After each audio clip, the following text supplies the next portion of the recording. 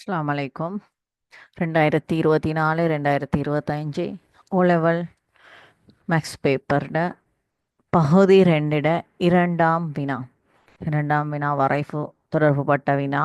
வடிவம் y சமன் f(x) இல் உள்ள ஒரு இருபடி சார்பின் ஆயிடை (2) விட பெரிது அல்லது சமன் 4 விட சிறிது அல்லது சமனில் x-இன் சில பெருமானங்களுக்கு ஒத்த y-இன் பெருமானங்களை காட்டும் ஒரு பூரணமற்ற அட்டவணை கீழே தரப்பட்டுள்ளது. முதலாவது இருபடி சார்பின் சமச்சீரை கருதி x சமன் 2 இருக்கும்போது y-இன் பெருமானத்தை காண்க. அதாவது சய 5, அதாவது சமச்சீர் பெருமானங்கள். இங்கு சய 5, முதலாவது பெருமானம் சய 5, கடைசி பெருமானம் சய 5, அடுத்தது 0, இங்கேயும் 0. இது 3 இருந்தால் இந்த பெருமானமும் நிச்சயமாக 3 இருக்கும். அப்போ பெருமானங்களை கருதி இந்த பெருமானம் 3, இது 3 இதுவும் 3. இரண்டாவது, நியம அச்சுத்தொகுதியையும் ஒரு உகந்த அளவீடையும் பயன்படுத்தி மேற்குறித்த அட்டவணைக்கேற்ப இருபடி சார்பின் வரைவை தரப்பட்டுள்ள வரைவு தாளில் வரைக. உங்களுக்கு தெரியும் வரைவு புள்ளிகளை குறித்து எப்படி வரைவு வரைகிறதுண்டு. அதனால் நாங்கள் ஏற்கனவே வரைந்துக்கிற வரைவை இங்கே உங்களுக்காக போடுறேன். பாருங்க, நான் ஏற்கனவே வரைஞ்சி வச்சுக்கிறேன் இந்த வரைவும்.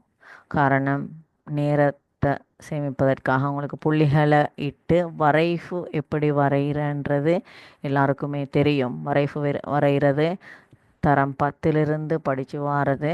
அதாவது பரவளை.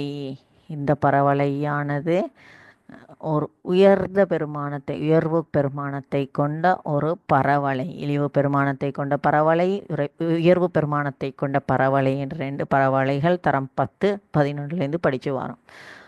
அப்போ முதலாவது y-இன் பெருமானத்தை காண்கண்டு இருக்கு. அப்போ நாங்கள் முதலாவது வினாவுக்கான விடை y சமன் y அச்சில் எக்ஸுக்கு பதிலாக 3. முதலாவது வினாவுக்கு x சமன் 2 இருக்கும்போது y பெருமானம் y சமன் 3. y சமன் எழுதாமல் சும்மா 3 மட்டும் எழுதினாலும் போதுமானது. ரெண்டாவதுக்கான வரைவு வரையப்பட்டுள்ளது வரைவு தாளில். ரெண்டாவது வினாவுக்கான விடை வரைவு. மூன்றாவது வினா 2 பகுதிகளாக பிரிக்கப்பட்டுள்ளது. அதில் A பகுதியை முதலாவது பார்ப்போம். வரைவும் x அச்சும் இடைவெட்டும் இரு புள்ளிகளினதும் ஆள்கூறுகளை எழுதுக. வரைவும் x அச்சும் ஒரு புள்ளி இது, மற்றைய புள்ளி இது. வரைவும் x அச்சும் வெட்டும் 2 புள்ளிகளினதும் ஆள்கூறுகளை எழுதும்போது முதலாவது x அச்சிட பெருமானம், அதுக்கு பிறகு y அச்சில பெருமானம். x அச்சில சய 1, y அச்சில 0, அது ஒரு ஆள்கூறு.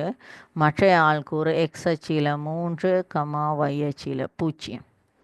அதோட B பகுதி மேலே குறிப்பிட்ட இரு புள்ளிகளிலும் ஆள்கூறுகளை கருதி இந்த 2 ஆள்கூறுகளையும் கருதி தரப்பட்டுள்ள இருபடி சார்பை வடிவம் y சமன் ச x p x q எழுதுக.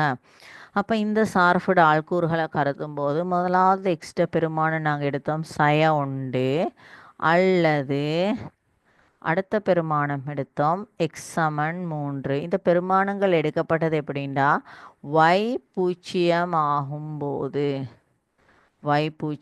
ஆகும்போது எக்ஸ்ட பெருமானங்கள் சய 1 சக 3. சய 1 இங்கால் எடுத்தால் எக்ஸ் சக 1 சமன் 0, சக 3 இங்கால எடுத்தால் சய 3 மாறும். எக்ஸ் சய 3 சமன் 0. இரண்டும் 0க்கு சமன். அப்போ எக்ஸ் சக 1 எக்ஸ் சய 3 இரண்டுமே 0க்கு சமன்.